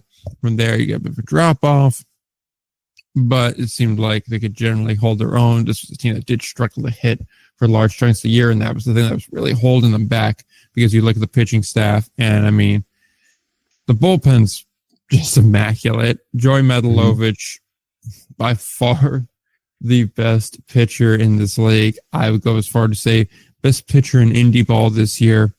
And then you go through and you have a guy like Seabrook, really solid. Barasa, solid. Reinzinger, solid. Mitch Lamson, less solid, but still, when that's what you're looking at as the 1, 2, 3, 4, it's certainly solid all the way through. Colin Eastman was alone, kind of on the rotation side, but I mean, that's fine. You look at the bullpen, it's really where it stands out. Trolloc Iverson, Steele, Courtney, Oshko, you keep going all day. Tasker Strobel. I mean, pretty much everyone in this bullpen had a sub-4 ERA. And pretty much everyone that had that sub-4 ERA threw at least 20 innings. And that's just a damn impressive feat. And they all did it in their own way. Some of them, like Courtney, for the 14 games he was here, he threw 18 innings and had 30 Ks. Then you had other guys like Steele, who threw 19 innings, he only had 13 Ks, but he only walked 5 guys. So, it was just a really fun pitching staff because they were able to win in a lot of different ways. They weren't able to get over the hump. They lose in the finals. They get swept in the finals. But even still, really, really, really fun group. Yeah, and I'm not just going to sit and list guys because you kind of hit on a lot of the points there, but it was just a very solidly built team on both sides. I mean, the pitching stands out, but they also had an offense that was kind of built to hang. 50 or 49-0 when winning after 8 innings. They were able to finish the job every time. That just sort of speaks to the pitching rotation, and they kind of had that impact. I mean, if they were winning after 7, they were 50-1. They basically just put you in a spot where they were going to make it difficult to score on their starter. And if you didn't find a way, you were going to be in a lot of trouble. And it created a situation where in order to beat them, you had to make the most of the opportunities you were given. If you get a free base, you have to try to make it 2 somehow, whether it's moving the runner, getting a steal, or, getting the next batter to put the ball in play and make them pay for it. That was sort of an ongoing challenge. I think that's where you start to see, the struggles teams had it consistently being them. There were a lot of teams who were able to string together wins against them. Then, of course, they got at the end, but it's because they had a team that was really clicking that they were playing against, and they made them pay for the mistakes. They were rare, but they were able to make them pay for it. Exactly it. I mean, it was such a great team, and it's disappointing to see they didn't get it done. But again, it's just a group that I'd like to see 1 or 2 bats added to, and I really think they can start running through this league, assuming you can bring a lot back. And I think it's a really good job by Logan Watkins coming in year 1 and getting this result. Oh, yeah, for sure. That was a really impressive effort. We kind of had some questions about Logan Watkins. Yeah, definitely. And he absolutely shut that down. Exactly. Work. Yeah. I mean, it brings more questions about Cleburne than anything else. Like, hey, you got this done in Winnipeg. Why was Steele there in Cleburne? And asking the right questions, my guy. It also put us on what's going on with Greg Taggart vibes that 1 year removed and night and day here. Yeah, but we'll see what Tri-State does next year. Different conversation. I will say the one thing that kind of stood out to me is looking at sort of the breakdowns of the record and things. The weird one is 1-run games were 12-14. Yeah, usually you do see that as sort of more of a coin flip stat. They were close to that, but I don't know, a team that does tend to win more games than they lose. It's kind of weird to see that they weren't winning a lot of the close games. It didn't really bite them. I would counter with this though. If you're a good pitching team, it's not crazy to believe that you just get into a pitcher's duel. Mm-hmm. And then one fluky thing gets you. Exactly. Either a fluky thing gets you, or if that fluky thing is the guy you're going against is just having a day, then it's like, okay, well, they're normally a hitting team, but their guy's giving you everything they got today. You're probably wagering sooner or later the hitting team's going to beat the team that can't hit. Yeah, I feel that. Let's see. I'm just sort of checking and see if there's anything else that stood out, but I don't think there really is. I mean, I think they were just kind of that team. It was a good offense with a very, very strong pitching staff, and Yeah, that is the expected result. Was the expected result? It just sort of fell off at the end, that's the playoffs for you. Yeah. So that's all the teams that we got through. So last piece that I have here is this, just because I have it written down already. It'll take all of like 3 minutes to go through. I have the projected win totals versus the actual wins and the difference for each team here. Yeah. This is just the numbers that I pulled out. These weren't any sort of fancy ones, but I don't think we were too far apart on any of them. You go back and listen to the preview episode if you want to confirm or deny that. But here are all the teams I had. For Chicago, I had 46.5. All the projected wins are going to be half. 46, their actual win total is 55. That's +9. So they did considerably better than I thought.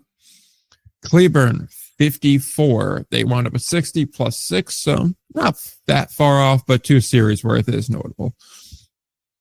The biggest one I was off on is Gary. I was really high on them. I really thought they were building something. I thought 47.5 wins. I thought this is going to be the year they're going to push. They'll fall just short. Look at better.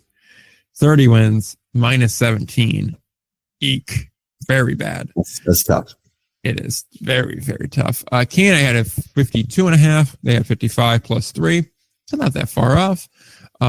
Lake Country, 49.5, 53 +4 for them. Milwaukee, I had a 51.5. They wound up at 49, so -2. So again, like not that crazy there. That's well within the margin of error, I would say. Fargo is the one I'm the most proud about. I had a 53.5. They were at 53. I'm calling that exact. Yeah, so, that's pretty good. So I test a victory for the eye test people. 52.5 to 46 for Kansas City. That's -6. Not good for them. But Lincoln. I had you at 50.5. You were at 38. -12 for you. Bad. Sioux City, again, I was close in Sioux City, 50.5. They had 49, -1. I'm calling that one a win. Sioux Falls, 49.5. They wound up at 55. So very much exceeded expectations, +7 for them. Winnipeg, I had 54.5. They wound up at 56. They wound up being +2. Again, fairly close on them. Yeah. Yep. Playoff projection wise, I had Cleburne, Milwaukee, Kane County, Lake Country making the playoffs there. All but one on that front there. I had Cleburne making the finals there. They obviously got upset by a team I didn't even think were going to make the dance. So thanks a lot, guys. Really. Help the cause. On the flip side, Fargo, Kansas City, Sioux City, and Winnipeg, with Winnipeg making the final. I had Winnipeg losing to Cleburne, by the way. So again, thanks, guys. Help the cause. Kansas City only missed there, so I could live with that. Overall, for eyeing it, I think that was pretty good. Yeah, I'm trying to find what I went with. I'm gonna have to pull it up for the next episode, honestly, because I have no idea what. I know I did something dumb, which I'll occasionally glimpse into my working process. We'll do say Atlantic League projections for the first league I'm working on, and then just reuse the same format, occasionally just in the same file. So I'm looking at all these different potential preview things that show previews for other leagues, trying to find it because I don't have anything that says Atlantic League preview. Classic Ryan. I think we had this problem too in the pre-show of that episode, at least one of them, where you start going through and you're you were doing it, and you're like, oh no, I didn't adjust this. Yeah, I remember that. Yeah, I do. I think that, God, it might have been Frontier League, I think. Yeah, which means there's a whole other league I had an issue with, but this one, we'll make it work. Yeah. It's fine. I'll turn that up as a little prize for another day. Yeah. Or else I'm not reusing that format next year. Well, I think that's a good place to drop off episode 300. Yeah, man, with complete and utter disorder. It's rather fitting when you think about it. Oh, we got disorders, baby. Many undiagnosed. It's been fun, man. Congrats on 300. Appreciate it. Thanks.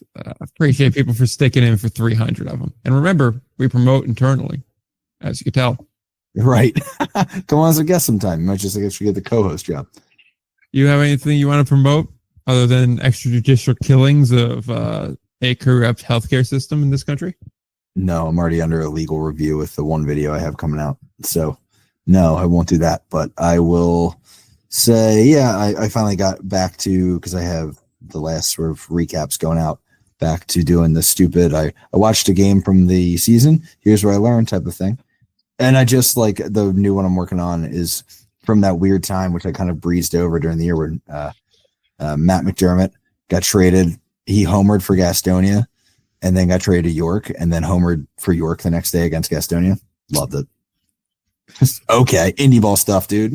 Love that. Oh, but if you can find all that at Indy Ball Nation on random things. That's good. Yeah. Indy Ball Pod on Twitter, Indy Ball Report everywhere else, including Blue Sky. I don't post on there, but I have it just in case. You got to go ahead and sit on your handles. Yeah. Because otherwise you wind up with weird things and then you don't have brand cohesion and then it turns into a problem. Has happened to you before? I don't know. It's the reason why we're at Indy Ball Pod. The real reason is there's not enough characters there. I got limited, so I was like, Indy Ball Pod's good. Yeah, made it happen. In hindsight, we probably should have picked like at IBR or something. But I mean, you've done dumber things, and you're making this work. 300 episodes. Exactly. I did 300 episodes of that, and that's far dumber. Great. Sure, someone enjoys this. Otherwise, shout out to you, listener.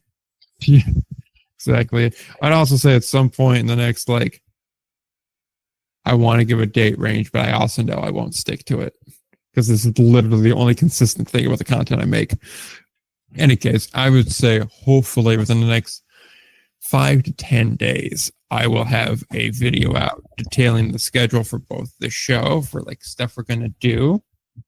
Hopefully a preliminary interview schedule because I got some people lined up for that. We just got to get dates and stuff figured out.